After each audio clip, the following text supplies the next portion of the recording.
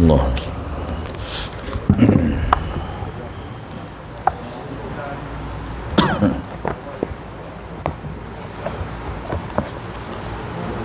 Assalamualaikum warahmatullahi wabarakatuh.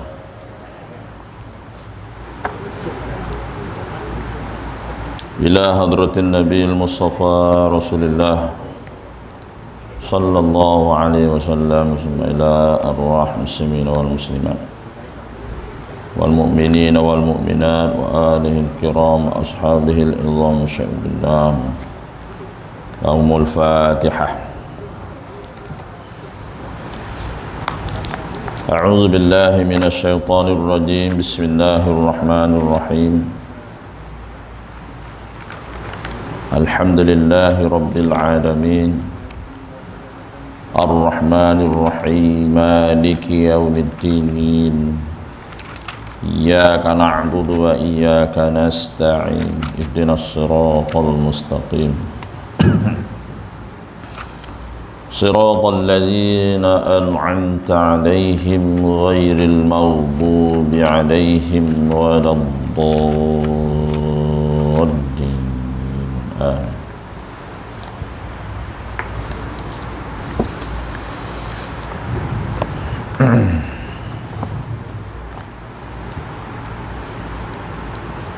أعوذ بالله من الشيطان الرجيم. بسم الله الرحمن الرحيم. بسم الله ما شاء الله لا يسوق الخير إلا الله. بسم الله ما شاء الله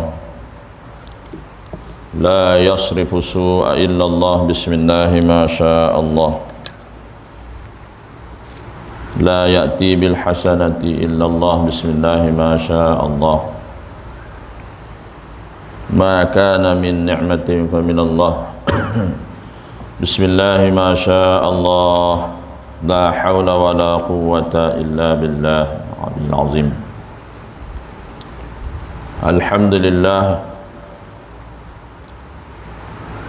الحمد لله الذي هدانا لهذا وما كنا لنهتدي لولا أن هدانا الله. أشهد أن لا إله إلا الله وحده لا شريك له وأشهد أن سيدنا محمدا عبده ورسوله أرسل رسوله بالهدى ودين الحق ليظهره على الدين كله وكفى بالله شهيدا. سبحانك لا علم لنا إلا ما علمتنا إنك أنت العليم الحكيم. وقال رب اشرح لي صدري ويسر لي أمري واحلل عقدة من لساني يفقه قولي. ولا حول ولا قوة إلا بالله العلي العظيم. اللهم صل على سيدنا محمد الفاتح لما أغلق والخاتم لما سبق ناصر الحق بالحق والهادي إلى صراطك المستقيم وعلى آله وصحبه حق قدره ومقداره العظيم. الصلاة والسلام عليك يا سيدي يا رسول الله خذ بيدي قلت حيلتي أدركني. الصلاة والسلام عليك يا حبيب الله. الصلاة والسلام عليك يا أول خلق الله وخاتم رسول الله. بسم الله الرحمن الرحيم. اللهم إنا نسألك بنور وجه الله العظيم الذي ملأ أركان عرش الله العظيم وقامت به عوالم الله العظيم أن تصلي على مولانا محمد ذي القدر العظيم وعلى آل نبي الله العظيم بقدر عظمة ذات الله العظيم في كل لمحة ونفس عدد ما في علم الله العظيم صلاة دائمة بدوام الله العظيم تعظيما لحقك يا مولانا يا محمد يا ذا الخلق العظيم. وسلم عليه وعلى آله مثل ذلك واجمع بيني وبينه كما جمعت بين الروح والنفس ظاهرا وباطنا يقظة ومناما واجعله يا ربي روحا لذاتي من جميع الوجوه في الدنيا قبل الآخرة عظيم.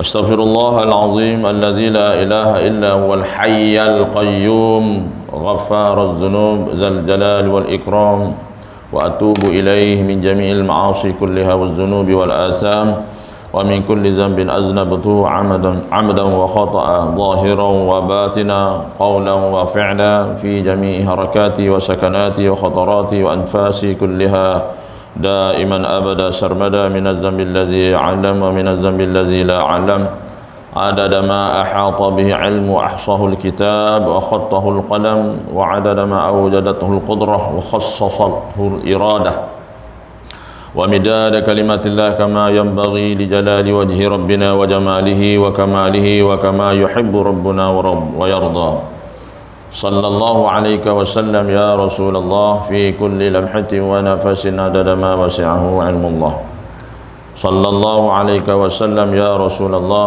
في كل لمحة ونفس عدد ما وسعه علم الله صلى الله عليك وسلم يا رسول الله في كل لمحة ونفس عدد ما وسعه علم الله. قال الله تعالى في كتابه الكريم أعوذ بالله من الشيطان الرجيم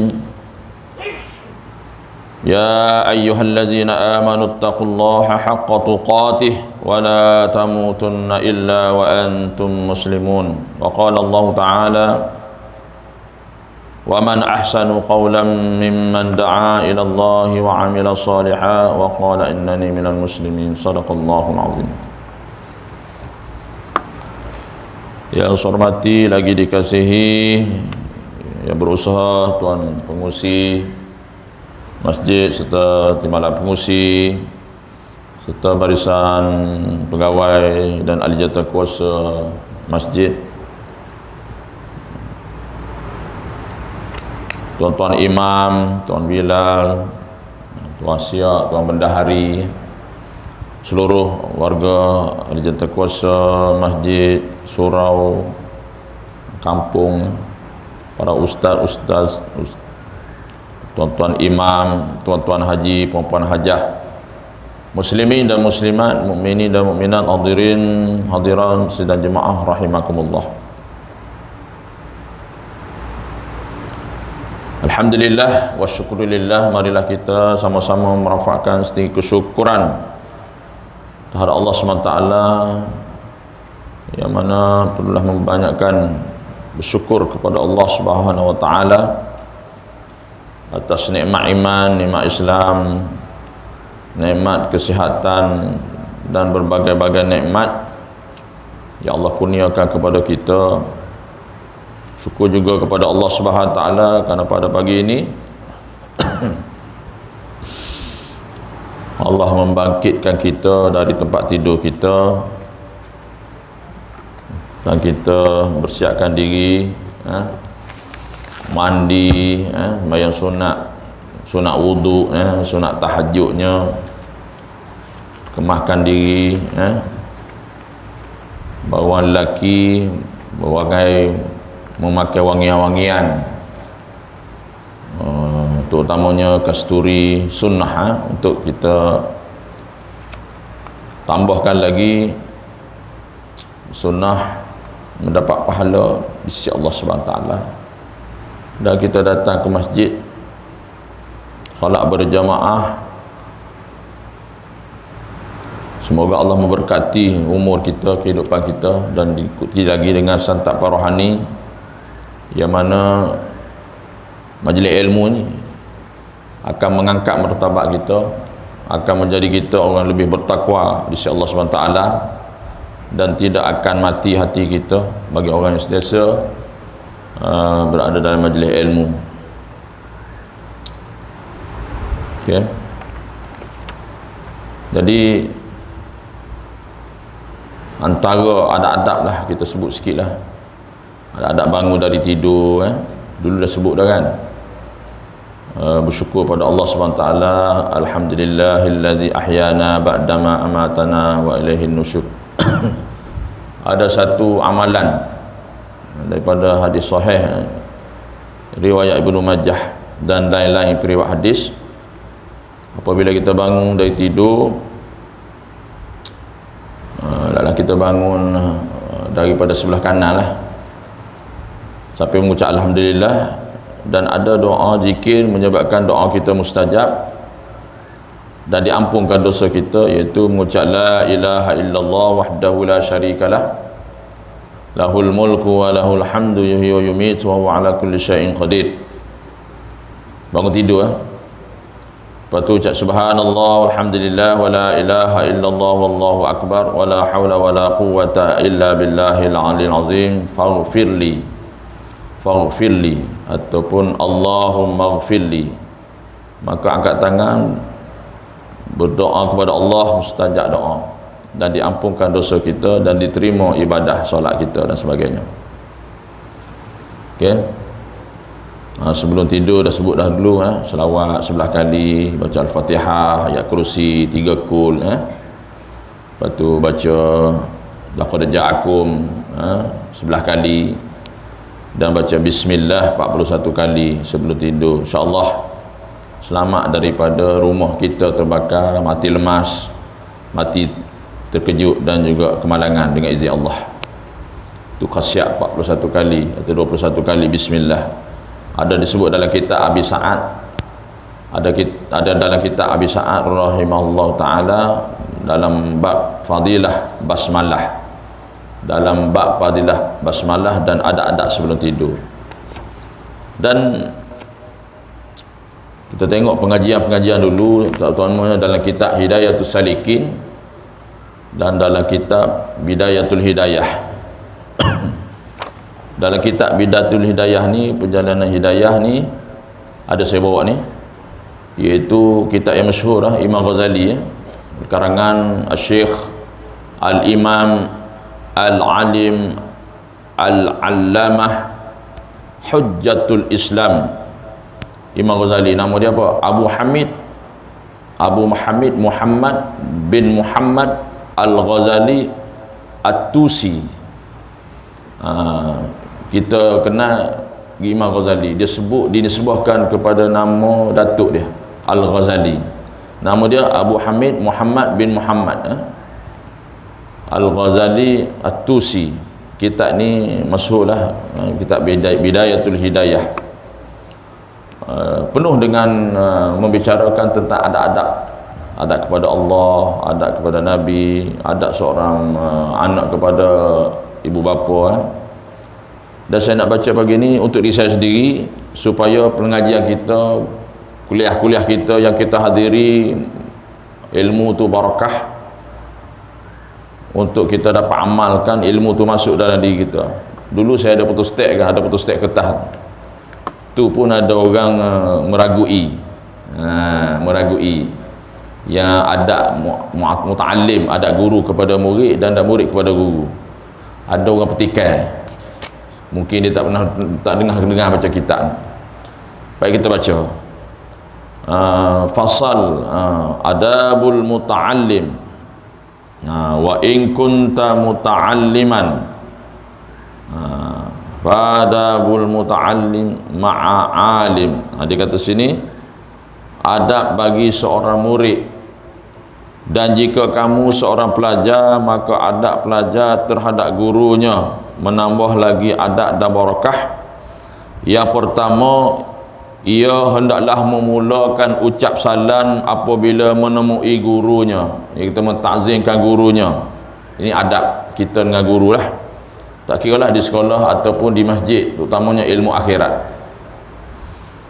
Nak barakah. Yang kedua, jangan memperbanyakkan percakapan di hadapan gurunya. Bila guru bercakap ke depan, anak murid belakang jangan bercakap.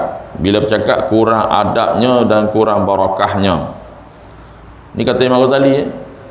Yang ketiga, jangan bercakap-cakap sebelum gurunya bertanya kepadanya. Yang keempat, jangan bertanya kepada gurunya sebelum meminta izin daripada gurunya. Ini adab ni. Jangan menyangkal. Maknanya menyangkal ni menunjukkan tidak puas hati kepada gurunya, perkataan gurunya, seperti ia berkata si fulan itu lain daripada yang ustaz kata ini. Ini masalah. Kita mengaji ilmu macam tu juga, ustaz tu cakap lain. Bila kita dengar ustaz ni lain, kita pun buat keruk kening, buat macam tak puas hati. Aku mengaji dengan ustaz tu lain, ustaz ni lain macam lah. Menyangkal lah. Yang keenam, jangan mengisyaratkan kepada gurunya dengan menyalahi pendapatnya, maka ia menyangka bahawa ia lebih mengetahui daripada gurunya. Ni penyakit ilmu ni. Bila dia mengaji banyak, bila ustaz tu cakap kat dia dalam ceramah, beza apa dia mengaji. Dia kata ustaz ni tak boleh pergi ni. Dia merasa. Sebab tu kata ulama, penyakit ilmu ialah merasa diri lebih alim daripada orang lain. Penyakit ilmu, dia rasa alim daripada orang lain dan dia nak dipuji-puji, nak digelarkan tok guru, tuan guru, syekh dan sebagainya. Itu bahaya tu. Nak diangkat-angkat ya. Cukuplah kita dengan Allah. Ada juga jenis guru macam tu nak diangkat-angkat, nak dicium tangan dan sebagainya. Contoh. Tak apa nak cium tangan tok guru tapi cium tak tangan mak bapak. Kita tengok situ pula Tapi nak memuliakan guru tak ada salah, mak bapak. Baik ini penyakit kata ulama. Penyakit ilmu merasa diri lebih alim pada orang lain. Antara penyakit amalnya merasa diri itu beramal lebih banyak daripada orang lain.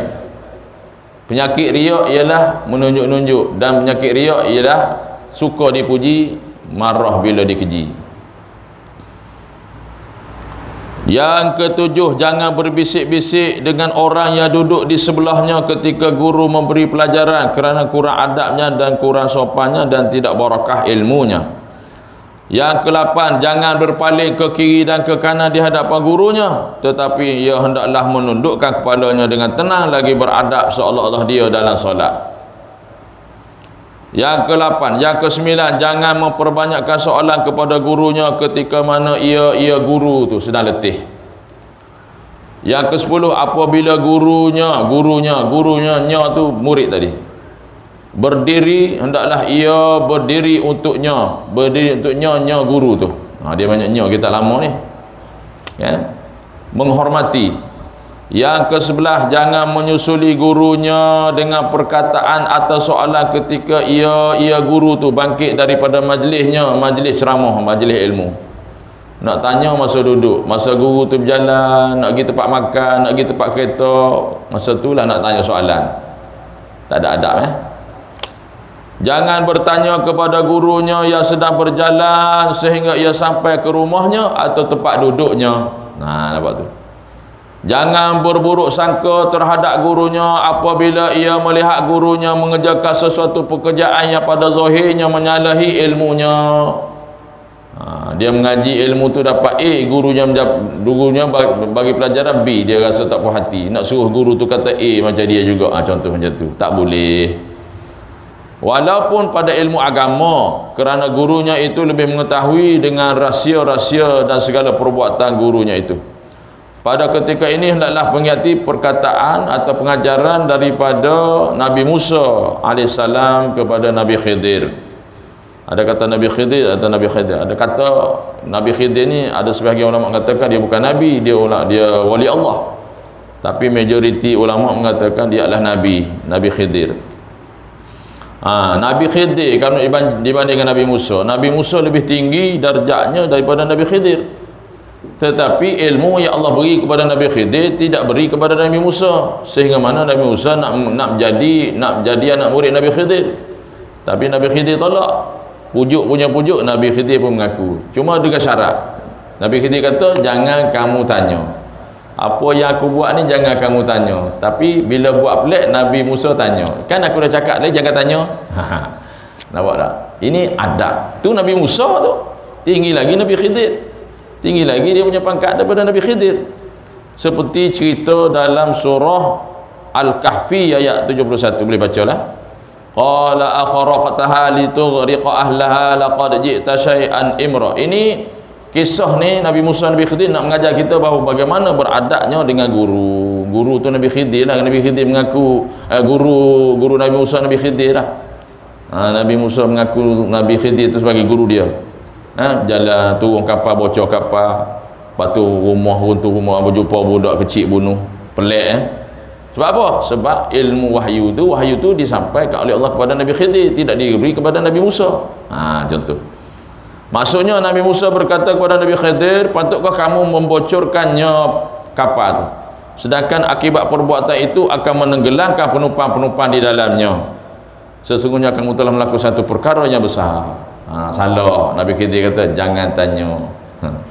Jumpa budak kecil, ada kata sembelih, ada kata Nabi Khidir ni pulah tekak leher, mati budak tu. Dia tak tahu budak tu besar jadi musuh macam tu. Jadi pelik. Dan dia menjadi orang tersalah pada keingkarannya itu kerana dia hanya berpegang kepada pandangan yang zahir. Zahir itu salah, tapi pada batinnya, pada hakikatnya betul apa yang dibuat itu, kerana itu adalah wahyu perintah Allah Subhanahu taala. Contoh ini beberapa adab. Jadi adab-adab ini perlu kita jaga sebagai muta'allim. Moga apa yang kita pelajari itu menambah lagi adab dan barakah bagi seorang murid kepada guru. Ni kitab ni. Ni kitab ni. Bukan saja siapa-siapa saja tulis Baik. Baik, seterusnya kita pergi pada muka surat. Kitab ni, siapa yang ada kitab ni ada 10 Boleh order lagi lah. Muka surat XXIV. Saya tak kerti nak sebut. Baik, kita tengok kitab ni, dia punya syarah kitab ni, hak penawar bagi hati tu atas je. Yang garis, di bawah garis tu maknanya Ustaz Muhaddir Jo bagi syarahan. Dia banyak nota kaki kat bawah tu. Kitab asal tu sikit je. Atas tu je. Tu. Dia kata tu atas tu. Tu yang sambung tu khianat tu atas tu. Tu. Ia akan tersembunyi di dalam dada dan segala mata yang khianat. Khianat tu dia tulis nombor 8 kecil hujung tu. Dia punya syarah tu, footnote tu, nota kaki tu di bawah tu. Tu berjela-jela dia punya ulasan dia tu. Hak kita asal atas sikit khianat. Dia uraian nombor 8 tu, khianat. Nombor 9, dan lagi akan bertanya. Tu sambung situ kita sambung situ. Qala musannif wa nafa'ana bi 'ulumihi fid dharain amin ya rabbal alamin. Semoga Allah memberkati tuan-tuan guru kita. Allahumma amin ya rabbal alamin. Kita sambung. Dan lagi akan bertanya ia daripada pendengar dan penglihat dan hati dan lainnya daripada hari kiamat, dan selawat dan salam adalah keduanya bagi Nabi sallallahu alaihi wasallam yang dibangkitkan, sambung yang dibangkitkan kepada sekalian alam. Semua atas muka surat sebelah muka atas, kerana rahmat. Semua nota kaki tu 14, 15 yang bersabda ia artinya bahwasanya Allah SWT tiada menilik ia kepada rupa kamu, tetapi menilik ia kepada segala hati kamu. Dia katakan takwa. Tu sambung sebelah tu, dan atas sekalian keluarganya. Ni mukaddimah. Dan atas sekalian keluarganya Nabi, dan sahabatnya Nabi, yang membersihkan mereka itu akan segala hati mereka itu daripada sifat kecelaan, sifat mazmumah, dan menghiasi mereka itu akan dia dengan perangai yang baik dan sifat kepujian. Dia panggil sifat mahmudah. Amma ba'd, baru nak mula. Amma ba'd, maka ini sebuah kitab yang kecil pada permulaan ilmu tasawuf. Tanda situ, garis situ. Nak hurai panjang tu. Kita berada dia punya kitab asal tu atas sekali, XXVIII itu. Kita beri situ pada permulaan ilmu tasawuf. Baik, kita undur balik. Kita undur balik pergi kepada nombor 8. Nota kaki nombor 8 pada muka surat XXIV. Saya tak reti nak sebut berapa. Sebab dia ni huruf abjad, huruf apa ni dia panggil ni. Yang kenapa tu khianat tu. Sambung daripada khianat tu dan segala mata yang khianat. Apa nak juras sini? Ia merujuk kepada firman Allah Subhanahu taala, ya'lamu kha'inatal a'yuni wa ma tukhfis sudur. Ni dalam surah Ghafir ayat 19. Surah Ghafir ni surah yang ke-40. Tu dia tulis tu, Ghafir 40 2.19. Kena faham tu. 40 tu maknanya surah yang ke-40 dalam Al-Quran. Kan dalam Quran ada 114 surah kan, 30 juzuk. Iaitu surah ke-40. Lepas tu 19 tu ayat dia. Kena surah Ghafir, tengok surah Ghafir juzuk surah yang ke-40. Muka surat dia tak sebut ini. Ayat 19 yang bermaksud Allah mengetahui pengkhianatan pandangan mata seseorang. Ini mata yang khianat, mata yang melihat dosa lah. Sebab tu dalam hadis lain, mata melihat ni, mata yang melihat maksiat itu adalah panahan beracun daripada syaitan. Dia akan masuk ke dalam hati yang menggelakkan hati ke. Akhirnya kita solat tak khusyuk. Mulanya daripada mata, telinga. Ni tak lama ni nak puasa ni. Bulan Syaban ni adalah bulan pelapuran amal, kata Nabi. Aku suka ketika mana aku berpuasa sedangkan amal aku dibawa naik kepada Allah. Jadi bulan Syaban ni bulan pelapuran amal, bulan istighfar, bulan selawat, bulan Quran. Ni sesuai ni baca Quran ni, mentelaah melancarkan baca Quran. Sebab apa? Sebab kita nak supaya kita tadarus tahun ini khatam dengan tajwidnya sekali.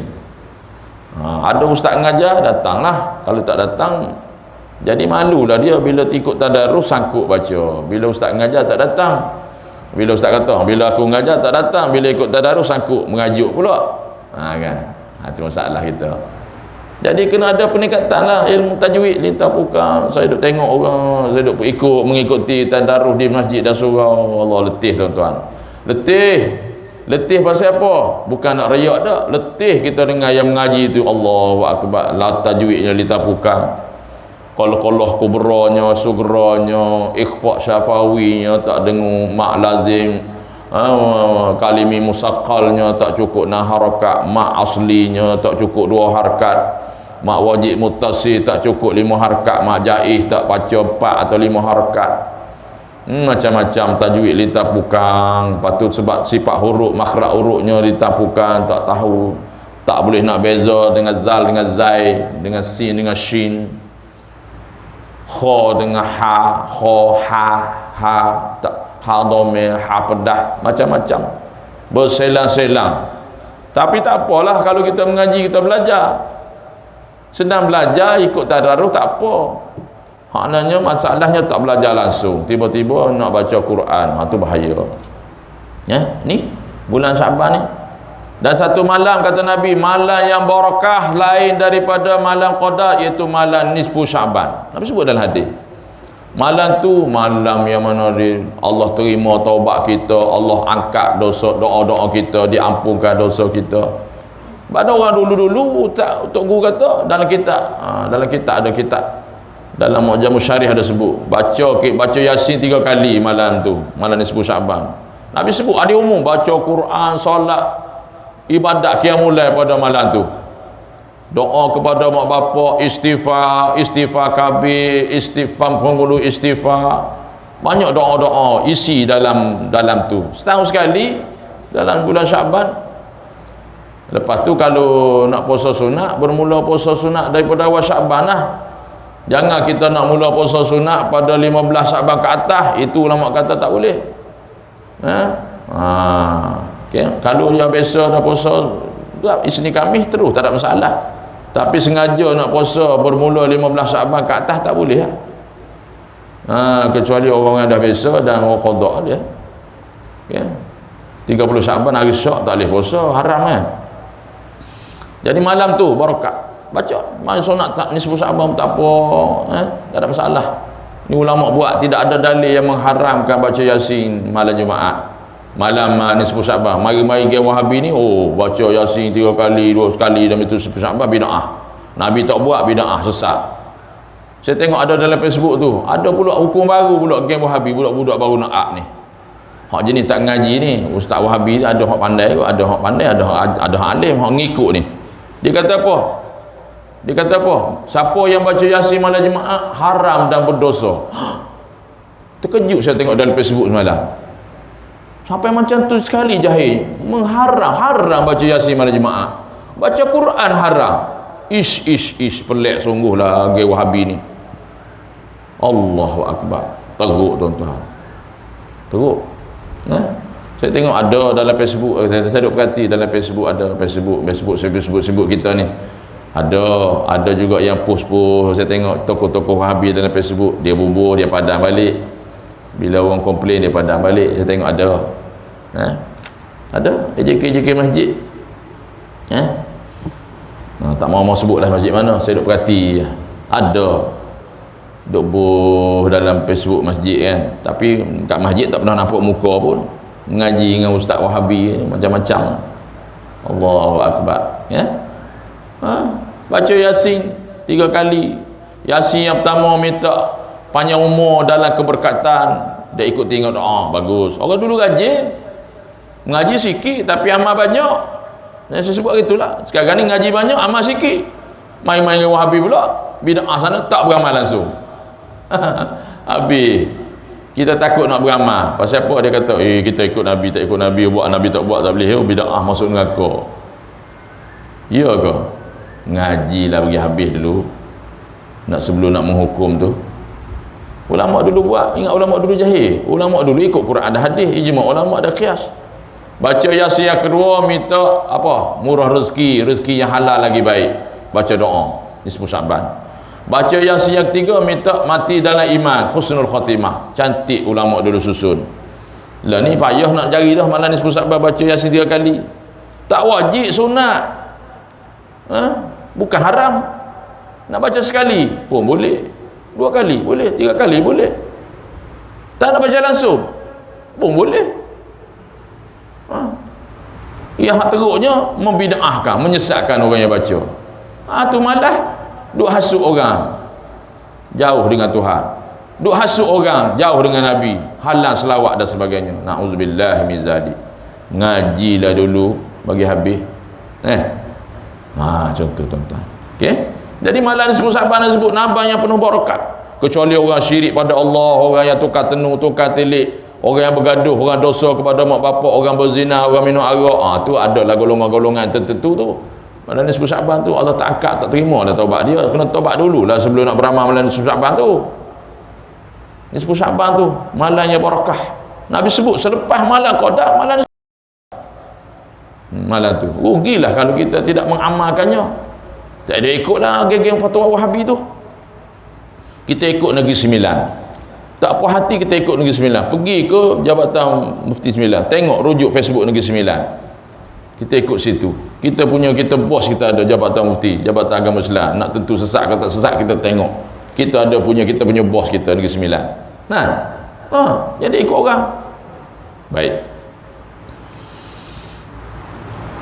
Tu dia kata apa tu? Dan akan bertanya ia daripada pendengar. Iaitu pendengar ni pendengaran.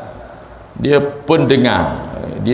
Kitab ni dia ambil bahasa pada ni pendengar, pelihat tu lagi tepat lah. Bila sebut pendengar, pelihat, kita dah sebut mutlak Allah SWT. Dan penglihat, kitab lama. Penglihat tu mana? Penglihatan lah, mata. Nak jaga tu. Jaga tu. Pandangan mata, penglihatan kita tu semua dikira tu. Angka tu 7. Dan hati dan lain-lainnya pada hari kiamat. Tu disebut situ sebelah nota kaki. Apa maksud tu? Allah Subhanahu taala berfirman, innas sam'a wal basara wal fuada kullu ulaika kana anhu mas'ula. Tengok tuan guru kita Ustaz Muhammad Dejo, dia hurai, dia terjemah satu-satu, dia syarah di bawah satu-satu. Kalau nak baca kitab asas sikit sangat. Kan dia hurai lagi, ya.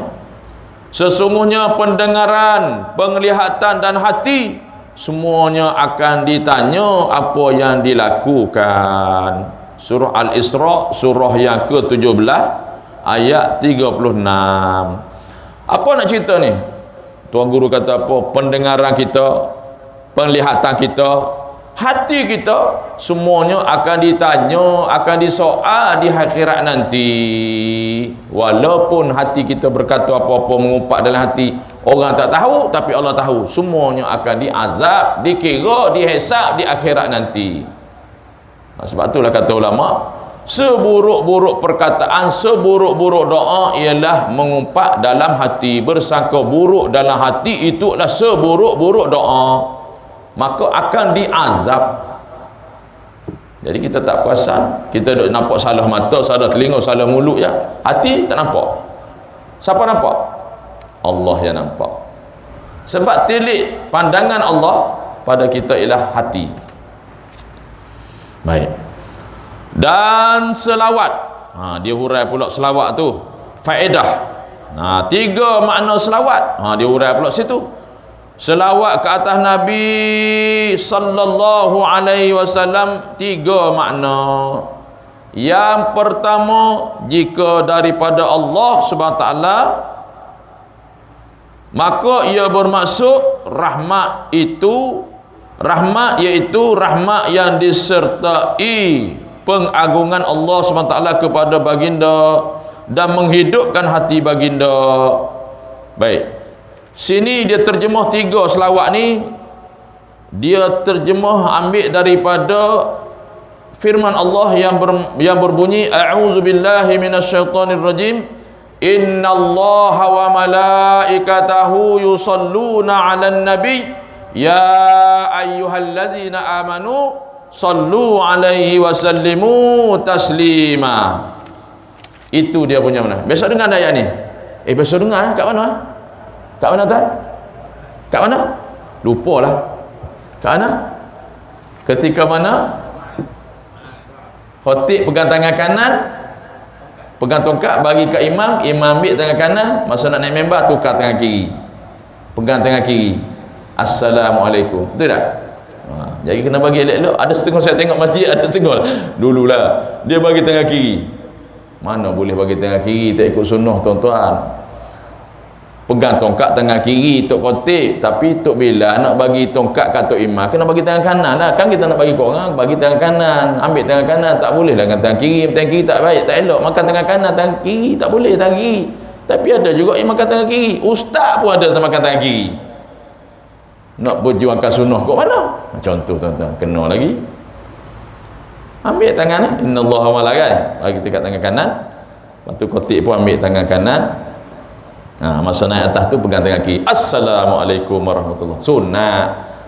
Tak pakai tongkat pun boleh, tapi sunnah. Sunnah. Dapat pahala. Itulah terjemah dia tu. Sesungguhnya Allah SWT dan para malaikat berselawat kepada Nabi sallallahu alaihi wasallam. Itu perintah selawat dalam Quran tu. Surah Al-Baqarah ayat berapa saya lupa dah. Lupa surah Al-Baqarah, surah. Ayat tu ingat tu. Sesungguhnya Allah dan para malaikat berselawat kepada Nabi sallallahu alaihi wasallam. Allah firmankan, wahai manusia, ya ayyuhallazina amanu innallaha wa malaikatahu yusalluna 'alan nabi ya ayyuhallazina amanu, wahai orang-orang yang beriman. Ya ayyuhallazina amanu sallu 'alaihi mana ya ayyuhallazina amanu waktu tu innallaha wa malaikatahu yusalluna 'alan nabi ya ayyuhallazina amanu sallu alaihi wasallimu taslima. Berselawatlah kamu atasnya. Sampai ada setengah tok bila tu ulang 3 kali kan. Sallu alaihi, sallu alaihi, sallu alaihi wasallimu taslima. Masa tu kita sunat selawat, betul? Kita pun sunat selawat. Allahumma salli ala sayyidina Muhammad wa ala ali sayyidina Muhammad selawat. Sebab Nabi kata alangkah malangnya apabila namaku disebut mereka tidak berselawat kepada aku. Dan setengah ulama kata adalah golongan-golongan yang menentang sunnah. Apabila disebut nama Nabi, kita enggan berselawat. Masuk dalam kita ni penentang sunnah. Nampak tak? Dan itulah terjemah dia tu. Bagaimana Allah selawat kepada Nabi di sini? Mana Allah rahmat. Allah sentiasa merahmati Nabi dan setiap pengagungan Allah kepada baginda. Di sini Allah, tengok tuan-tuan, Allah muliakan Nabi, berselawat pada Nabi. Tapi kita hari ni geng-geng Wahabi sampai tak bagi selawat kepada Nabi, maulid Nabi. Pelik no. Nampak tak? tak bagi selawat kepada Nabi. Bid'ah. Maulid Nabi bid'ah. Selawat lepas sembahyang, sallallahu ala Muhammad, bid'ah. Nabi tak buat. Tak boleh. Atau kalau buat, tak boleh, bid'ah. Nabi tak buat, boleh masuk neraka. Selawat Nabi masuk neraka. Pelik no. Selawat kat Nabi, Nabi kasih kita kekasih Allah. Selawat kat Nabi banyak-banyak, menyebabkan Allah kasih kita, Nabi sayang kita, menyebabkan kita masuk syurga. Ada pula yang menghalang selawat kepada Nabi. Pelik sungguhlah. Nampak tak tuan-tuan? Sampai takut tu, kan? Dan menghidupkan hati baginda mulianya Nabi. Yang kedua, bagaimana cara malaikat selawat? Sikit lagi nak habis. 7.30 kita berhenti. Biar lebih sikit masuk Isyraq, kita sembahyang sunat Isyraq balik dapat pahala haji dan umrah. Jika daripada malaikat berselawat ni, pada malaikat macam mana? Cara selawat malaikat tadi dah sebut Allah, malaikat Allah selawat. Malaikat selawat, maka ia bermaksud istighfar. Apa nak istighfar? Memohon keampunan ke atas kesalahan, bukan ke atas dosa, kerana Nabi adalah maksud Nabi ni tak ada dosa. Jadi atas kesalahan kau apa silap tak ada mana masalah. Jadi nak sentiasa maknanya bermohon kepada Allah SWT. Sentiasa mendapat keampunan daripada Allah, bebas daripada salah dan dosa. Itu selawat malaikat. Lepas tu selawat manusia macam mana? Tu nombor 3 tu. Jika daripada manusia, maka ia bermaksud munajat dan doa.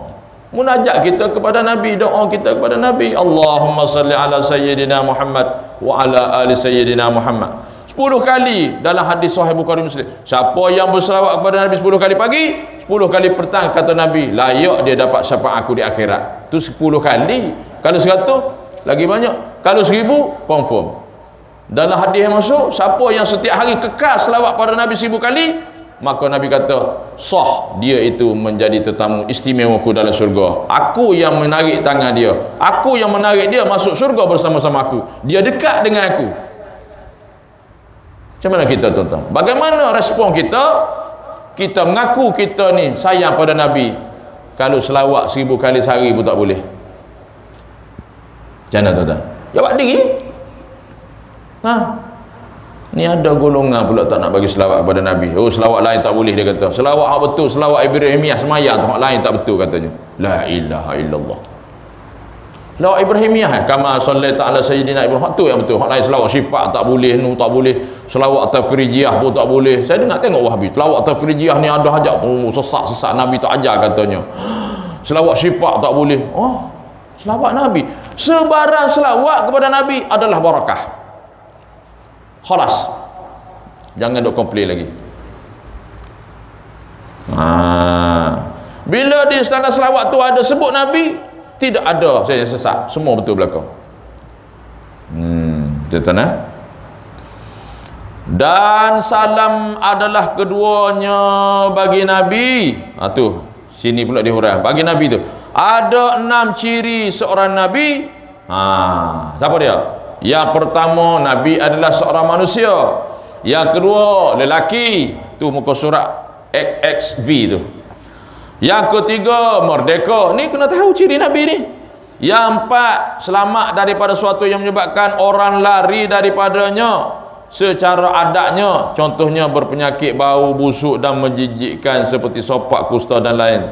Tak ada yang selalu sakit pun tidak menyebabkan orang lari pada dia. Allah muliakan. Yang kelima, bapa dan ibunya tidak melakukan pekerjaan yang hina dalam pandangan manusia. Untuk bapa seperti bekerja mengangkat najis atau kotoran, ibu seperti bekerja menjual kehormatan diri. Tak ada Nabi. Tapi yang letihnya kita dengar, tuan-tuan, geng Wahabi juga. Akhir zaman ni tak boleh tak kena sebut dah geng Wahabi ni. Dia kata apa? Ada setengah ulama, ada setengah geng Wahabi lah. Dia kata bapak Nabi, mak Nabi masuk neraka. Na'udzubillah min zalik. Nampak sangat Allah tu bodoh nak akad Nabi tu daripada mak bapak yang masuk neraka. Ibu Nabi, bapak Nabi walaupun sembahyang tidak difardukan sebelum tu, Nabi, ibu mak bapak Nabi ni golongan ahli fatrah. Ahli fatrah ni maknanya dia tidak termasuk dalam merdeka, tidak diwajibkan solat. Ngaji bagi habis duk menghukum Nabi, bapak Nabi neraka. Mudah sungguh lah. jahil sampai taruh tu. Kata bodoh nak marah, memang bodoh pun. Pelik sungguh lah agak-agak ni. Mak Nabi, ayah Nabi tu ahlul fatrah, bebas daripada tanggungjawab tu, tidak merdeka. Nak huruf ahlul fatrah panjang, tuan-tuan kena cerita bab lain, bab tauhid lah pula. Saya sebut sikit bagi faham, jangan kita pengaruh pokok ni. Yang keenam, ciri seorang Nabi ialah mendapat wahyu dalam bentuk syariat, tetapi tidak diperintahkan menyampaikannya untuk dia sendiri. Jika diperintahkan menyampaikannya, maka akan menjadi Nabi dan Rasul. Ada kitab dia dalam kitab Nailur Rajak. Kita pun tak baca kitab ni, tapi tuan guru masuk kitab ni sebab dia baca. Untuk kita tuan-tuan, mudah kita ngaji, tak payah semok-semok kitab. Tok guru sedia semua dah. Kita baca je, hangguk je, faham tak faham hangguk, dapat pahala. Nak apa lagi? Betul tak? Lepas tu saya kata beli kitab ni duduk rumah, tak baca apa barakah, sebab tok guru punya kitab. Baca lagi bagus. Kita mati, anak kita baca, ngalir pahala dalam kubur. Harga dia RM40, boleh masuk syurga. Tidak? Benda lain tak boleh. Wallahu a'lam. Kita berhenti situ. Cukuplah tuan-tuan. Boleh tanda situ. Tanda muka surat. Masih lagi dalam bab syarah ni. Muka surat double X double XI double XXV. Gitu. Kita akan sambung syarah dia pada yang ke belakang tu, iaitu yang dibangkitkan kepada sekalian alam. Kita akan hurai akan datang sekalian alam. Nota kaki tu tandalah tuan-tuan buat bulat situ, nota kaki tu 14. Kita akan syarah pula apa yang dikatakan sekalian alam tu. Syarah di bawah tu Imam Ar-Rafi'i berkata. Kita akan sambung situ. Boleh? Ni cara mengaji kita. Buatlah dobik-dobik tu, dobik-dobik buat catatan tepi tu. Tu dia panggil dobik. Tepi tu, tepi kitab. Kalau saya mengaji kitab lama dulu, kitab Tok Guru suruh tulis tepi tu. Hak bagi apa? Tulis dia, tulis.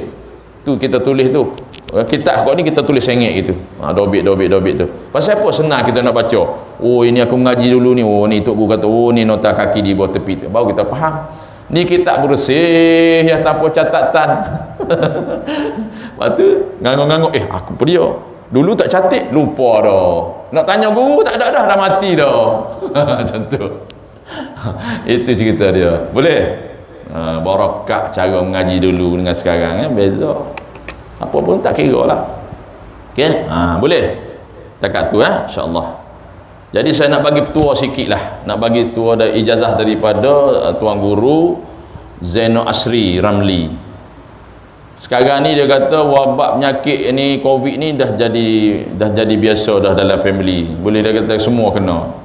Jadi satu ikhtiar supaya tidak merebak penyakit ni untuk family. Dia kata pagi-pagi dia dapat daripada guru dia. Saya tahu guru dia wali Allah ni, seorang wali Allah. Tak silap saya dia banyak dapat ilmu daripada Pak Sumit lah.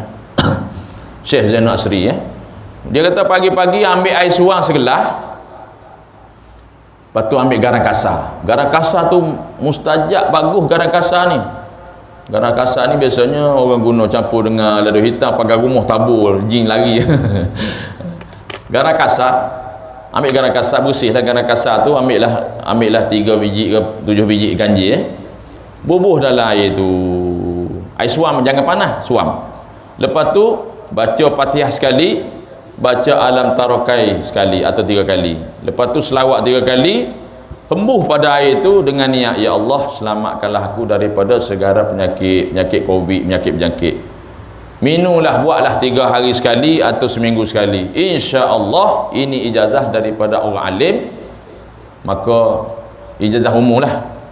Maka kita doa semoga Allah selamatkan kita. Sebab apa? Garam ni satu penawar penyakit sihir dan sebagainya. Sebab apa tuan-tuan? Sebab Nabi sebelum makan, Nabi makan garam, ambil garam sikit, mencegah daripada sihir, gacun. Kita hari ni tak boleh makan garam katanya, darah tinggi naik. Sebab kita penyakit condemn sudah Nabi. Tak sedar-sedar secara halus kita sudah condemn sunnah Nabi. Walaupun kita tidak niat condemn sunnah Nabi, tapi kita mempertikaikan sunnah tu. Garam tu sunnah Nabi. Nabi sebelum makan, Nabi celik sikit makan. Kan. Wallahu alam. Kita tangguh majlis kita pada pagi ini. Semoga Allah memberkati kita bersama dengan tasbih kafarah surah Al-Subhanallah.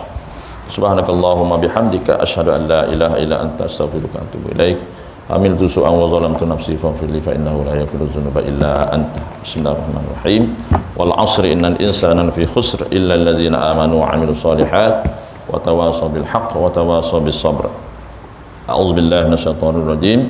Bismillahirrahmanirrahim. Alhamdulillahi rabbil alamin wassalatu wassalamu ala asyrafil anbiya'i wal mursalin sayyidina Muhammadin khatamil anbiya'i wal mursalin wa ala alihi wa sahbihi ajma'in. Radina billahi rabba wa bil islam dina wa bi sayyidina Muhammadin sallallahu alaihi wasallam nabiyya rasul. Allahumma iftah alaina futuhal arifin warzuqna fahman nabiyyin bijahi khatamil mursalin. Allahumma faqihna fid din وعلمنا التأويل واهدنا صراطك المستقيم. اللهم أرنا الحق حقا وارزقنا اتباعه وأرنا الباطل باطلا وارزقنا اجتنابه. اللهم اجعل جمعنا هذا جمعا مرحوما وتفرقنا من بعده تفرقا معصوما.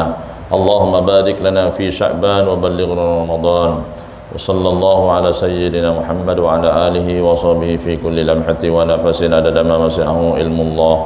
Subhana rabbika rabbil izzati amma yasifun wa salamun ala mursalin walhamdulillahi rabbil alamin. Taqabbalallahu minna wa minkum taqabbal ya karim. Hadza billahi taufiq wal hidayah. Assalamualaikum warahmatullahi wabarakatuh. Saya nak iklan sikitlah. Siapa-siapa yang berminat nak beli kurma ajwa Aliyah AAA, saya dah bawa tu sekilo RM65. RM65, tapi saya packing setengah-setengah kilo lah. Setengah kilo RM32.5. Jadi RM32 lah setengah tu kira sedekah. Ada tuan-tuan ada lagi kata nak ambil dulu pun boleh, tapi tulis lah. Ya, insya